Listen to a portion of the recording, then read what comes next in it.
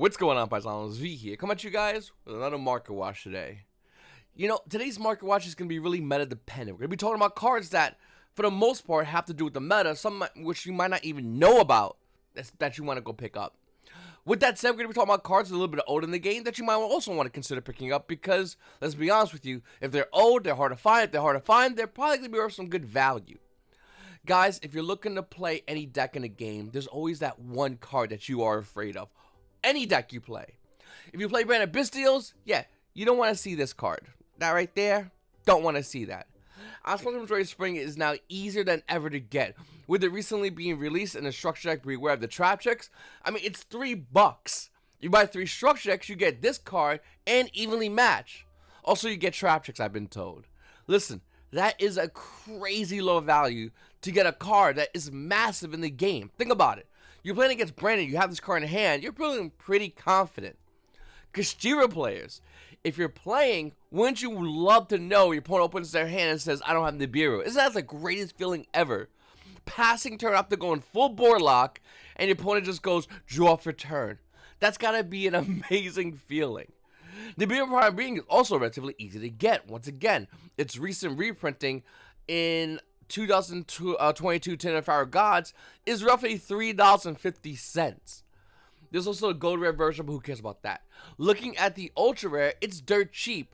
Now, obviously, it does go up to the highest rarity, being the ultra rare, and it's been rising crazy high in value. With a low recently 127, the current value is roughly around 100, almost $175 for ultra rare Nibiru. This card is expensive. What if I told you there's a way that, well, you can put some cards in your deck that can help you not see these cards, well, not play against these cards? Because, let's be honest, if you're playing Kashiras, you go full combo, you get nibbed, I'm not going to say the game's over, you're still going to have to play an extra turn or two, and hopefully the rest of your cards in both hand is trash. Same thing with Branded. But what about Triple Tactics Talents? I mean, this card's still really good.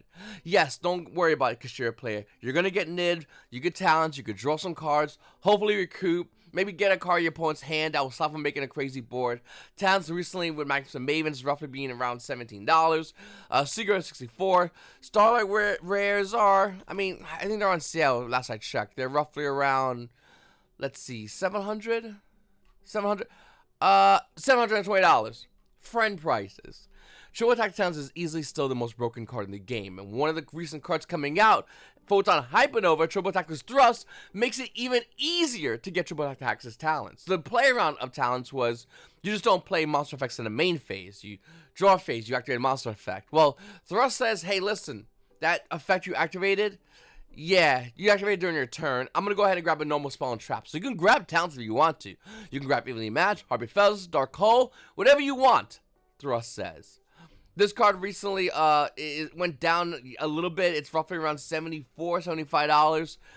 It was up a little higher, but to be honest with you, I wouldn't be surprised this card continues to rise in value. It is a phenomenal card that helps facilitate a lot of Game 2 and potentially Game 3s for a lot of Yu-Gi-Oh players, getting the key cards they need. But once again, you're sitting there going, V, this doesn't help me.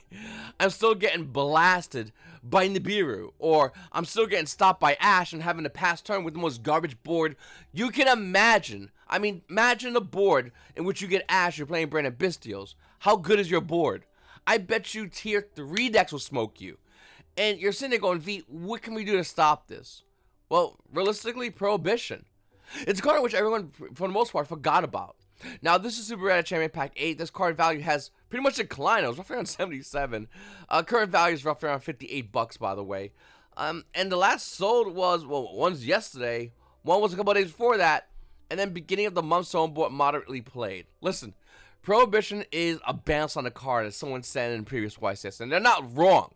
If you're playing Branded, well, Prohibition, call Ash from Joy Spring. Resolve the Branded Fusion to your heart's content. If you're playing Kashiras, hey, even better, Prohibition Nibiru. Hopefully you have some cards because you're not gonna have much of a board when I'm done. And this card is broken. When you get to this card, declare one card name. Cards with that name and their effects cannot be used. Period. Cards in the field before this card was activated are not affected. Now this is important, okay? So if you activate this card and your opponent has a Kashira Rice Heart, well, it's already on the field. Prohibition won't be able to stop that. Prohibition is more of a preemptive card. Now, if you want to grab Prohibition, it is relatively inexpensive. Farasar and rares are 20 cents. It did come out as a common for 74 cents. Secret rares are a little bit more higher. It says $1.74, but it's not. Secret rare version of this card, we're going to let you play near mint. They're going to run you roughly around $5 on limited first editions. I believe they're like 7s. Yeah, about $7 for first edition versions of a secret, in case you want a little bit of higher rarity Prohibition. Now, once again, you're sitting there going, well, wait a minute. What if I play against Kashiras and you have a Rise Heart on board that I need to deal with immediately? What can I do? Well, Salesman. When Salesman first came out, I made fun of this card relentlessly because the card at the time was garbage. Sorry, people that bought Salesman during Battle of Chaos. I saw T elements and I was like, yeah, you ain't Salesmaning a damn thing. You're gonna get blown out. It's gonna happen. Make peace with it. Salesman, it was just not good. Moving into the current meta we have right now, where almost every meta deck fears only one card, Salesman's not a bad card. Declare one card name. For the rest of the turn, your opponent can activate cards or the effect of cards with the same original name as the declared card. The same restriction applies to you, but for the rest of this duel. Now, unlike Prohibition, Salesman does stop cards that are currently on the field, hand. It doesn't really care for that turn. Meaning, if you're playing against Kashiras, and you actually are afraid of Kashira Rise Heart, you say Kashira Rise Heart, they can activate it. That's it. It's just, okay, there's Kashira Rise Heart. For all intents and purposes, it's basically a vanilla. Good looking vanilla, and if you have a Starlight Rare, being roughly around $275, a damn fine good looking vanilla. Vanilla nonetheless. Salesman is only for the turn, though. Now, if you're playing Kashiras and branded Bisteals, you really don't care because, let's be honest, you care about turn 1, maybe turn 2, realistically turn 1. If your turn 1 goes good, your opponent's not going to see any follow-up turn. So I think Salesman is a phenomenal card for that situation. Now, this card right here is a card that is relatively inexpensive. It used to be around $1. Even right now, as you're watching this video, it's about almost $5. Still relatively inexpensive and a really good card. If I had to pick for which one to use, Salesman or Prohibition, I would probably teeter towards Salesman more. But it all depends on your game state. It all depends on your budget. It all depends on all that stuff.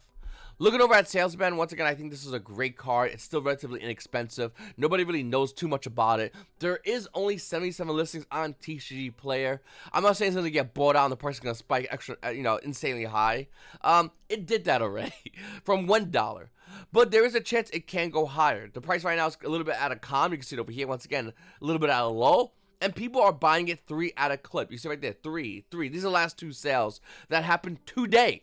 I'm filming this video roughly around 9 in the morning, and those 2 sets were already bought up today. So this gives you a little understanding of who's looking into this card. A lot of people's current answer. In fact, we can go back to sales history, and you can see it. Once again, here's all from the 24th. Look at those play sets.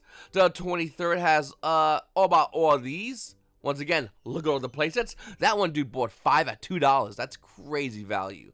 Once again, the 22nd, people are buying this card in droves. Don't get me wrong, I think Prohibition is still a phenomenal card, and it's really good if you're going first, because let's be honest with you, you're going first and you're playing branded Bisteals. Well, Prohibition might be even better, because if you activate Prohibition and say Ash plus Majority Spring, guess what? If we do go next turn, that other branded fusion now is going to be good to go. So, once again, I do think Salesman's a great card. I think Prohibition's a great card, and they're great right now. By the way, before I begin to say anything else, make sure to go check out my website, YGOPaisano.com. I have the greatest fuel centers and tokens available on my website. If you want to go ahead and check it out, make sure to check it out. Also, find me on Twitch, Twitch.tv, YGO_Paisano. I use my fuel centers and my tokens. These things are absolutely gorgeous, and it stands out. Listen, looking over at Photon Hypernova, I do think there are a lot of great cards in this set. Obviously, I think we can all agree on that. I think the best card is going to be Triple Tactics Thrust, but looking over Kashiras, they're pretty expensive. And I asked a question, I made a poll on my channel tab saying, do we go max rarity branded Bisteals or do we go Kashiras? And I think more people voting. I'm playing ninjas than Kashiras at the time. I haven't checked it in about a day though. But with that said, I think branded Bisteal max rarity kind of won out. The reason why I asked that question, by the way, and the reason why I'm bringing this here, and this is something you really want to focus on if you're a competitive Yu-Gi-Oh player, is we're getting ready for Nationals. I think the president, if you want to call him that, wants to get rid of the COVID mandates, meaning Konami cannot enforce policy that they really shouldn't really enforce, but it is what it is. And we'll be able to go to Yu-Gi-Oh! Nationals, hopefully, ideally, potentially, possibly, without wearing a stupid mask. That doesn't even do anything. I mean, we're lucky rabbit's foot. It does more than a stupid mask. And you might not have to be forced to take a booster shot and a vaccine to play Yu-Gi-Oh! Pretty cool, right? Pharmaceutical companies and trading card games. It's weird combination. With that said, if that is to be the case, well, Nationals might be packed. I mean, a lot of players, including myself, have had their invite for years at this point. Going to Yu-Gi-Oh! Regionals for most players that, once again, are in my situation, and more than likely a lot of you guys watching this video, is almost like going to a 8-man win-a-mat for top 8. You get a goofy pink deck box, ugly color by the way, but a win-a-mat for top 8. You just got beat about, you know, at least X1 minimal, and you're playing against anywhere from 200 to 300 players. California 500 players for your top 8 win-a-mat if you have your invite already. So it really doesn't do anything. Maybe a little clout. Cool. Doesn't, once again, means nothing.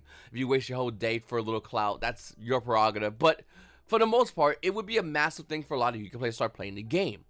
Going back to what I said earlier, you need to get ready right now, today, for the ban list that we have between now and Nationals. But also, you need to get your deck ready to play at Nationals. And there is a good chance Kashira's will make its way to Nationals. There is a good chance branded Bistials or any branded variation will make its way to Nationals. And it's up to you, but if you have the extra money, you want to play a max rarity deck on Nationals, it just feels really good. Listen, you can do whatever you want to do with your money. I'll never tell you what you want to do, but I would love to have a max rarity branded Bistio deck playing at Nationals. Just blinged out. Even though I like Ulti Super Poly over Starlight Rare. Starlight Rare Super Poly looks like cheeks.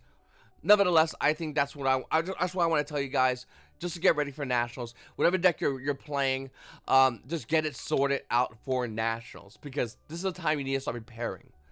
With that said, other cards like Great Cuban Inscription, in my opinion, is undervalued. It is $8. This card should be way more than $8, but it is currently $8.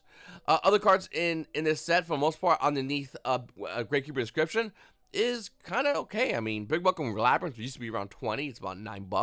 Casteriosis also used to be around 100. It's about 43. Pressure Play on the Race Off, you'll see it roughly around 60s. So, once again, whatever deck you want to play, you can start working on it now for Nationals. Okay, now, let's talk about Labyrinth. I don't really know much about Labyrinth. I really haven't had much play testing against Labyrinth. I really need to play test a lot against Labyrinth, I'll be honest with you. I'll be the first to say it. With that said, I want to ask you a question. Does that hurt them? Like this card right here, does this hurt them? Is that good? I really don't know. I have zero idea. If you go first against Labyrinth and you go with Decree, do they have an out? And can they do it consistently? Labyrinth players, don't quote with me. Be honest with me. Can you consistently get rid of Royal Decree? Yes, it's a very old card, but once again, can you beat that card? Also, a lot of people are going to be playing Trap Tricks. This card right here just tells Trap Tricks, no, you're just a really nice deck that can get some good cards that you probably would love to use but can't. I don't know, man. I was thinking about Royal Decree. I just wanted to pass it by everybody. The card cheap is 50 cents, as high as the ultra rares that are insane, like $300, insanely high. Another interesting card is Imperial Iron War. Once again, if you go first against Kashiras, it is a really good card, because Kashiras need to banish in order to do things. Now, you can say, wait a minute, V, there's still ways they can play around it. Sure, they're absolutely.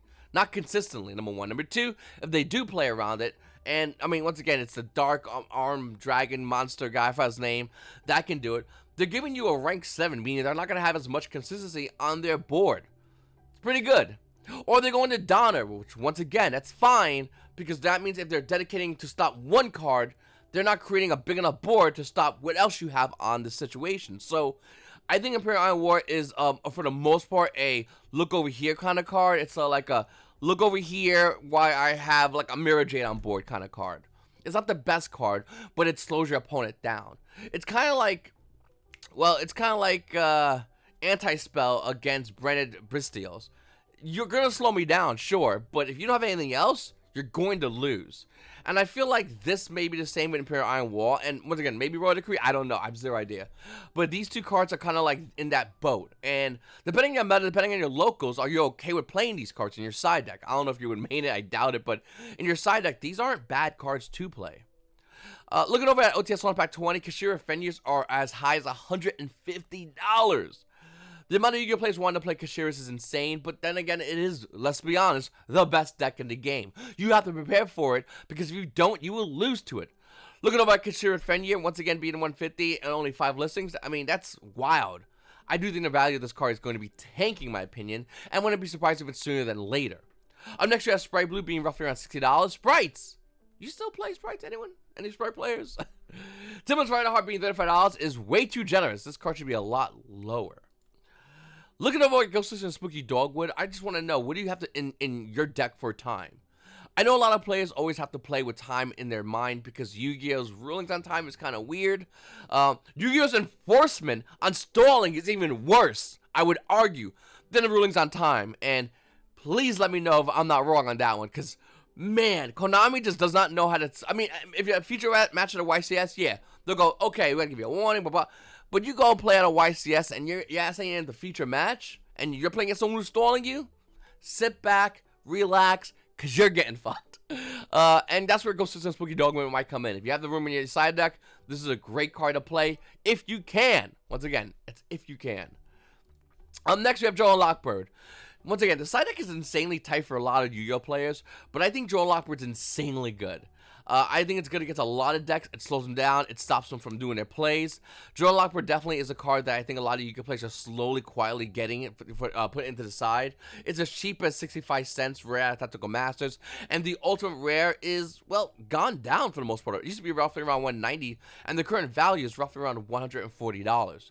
This is a phenomenal card, and I think a lot of Yu-Gi-Oh players are slowly realizing it, but it's all about fitting into the side deck. Having the perfect 15-card side deck, which is not easy. Brandon Bistio plays. If you cannot buy Gimmick Puppet Nightmare because it's still overpriced, and it's going down, by the way. But if you can't, no big deal. You might have this card. DD Arthros. This card says you can special summon this card from your hand. You don't care about that effect. If this card special summon to your field, you can special summon monsters for the rest of the turn except Fiend monsters. Now, this card is not as good as Gimmick Puppet Nightmare, but it is good nonetheless. The only two decks I can think of that doesn't care about this card would more than likely be, well, Plunder Patrol. They don't care about this card because it's all fiends, for the most part. And a Dark Worlds. Once again, they don't care about this card. But every other deck worries about this card a lot. I think DD Arthros is still a great card. It's not as good, but once again, it's like a $2 card. You might have it laying around, and you might want to do the whole Bandit Bistio kind of lock combo. You can do it with this card. I think this is a great card for a lot of Yu-Gi-Oh players that don't want to pay the extra money, but still want to make other Yu-Gi-Oh players feel as if they're getting Psyflock post-Psyflock ban. It's still a great card nonetheless. Anyway, Paisanos, I really appreciate you guys watching my videos. Please make sure to hit the like button, subscribe button, and comment down below. It's your boy V, and you boys also have a great day. Check my website out, by the way. There's right there. And I'll see you on Twitch today at 6 p.m. See you there, Paisanos.